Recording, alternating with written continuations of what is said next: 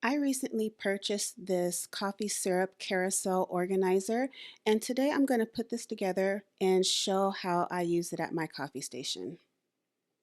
This syrup organizer came with two circular pieces and three prongs to hold everything together. There's a carousel turner on the bottom so you know which piece is the bottom piece. The bottom piece also has these three holes that accommodate these three pins, and then the top piece sets on top of the pins. To put it together, you just take the screw side and screw each of these pins into the bottom. Once you have the pins in, you can apply the top piece.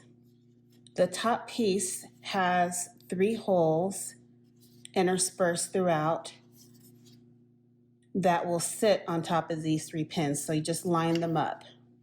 Once you get one hole, the other two fall into place easily.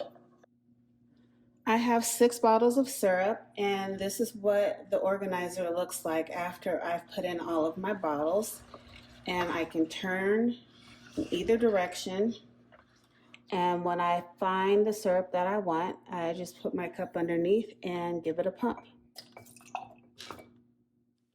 So if you're looking for an organizer for your various syrups that is compact and looks great and gives you great access to each flavor, I 100% recommend this.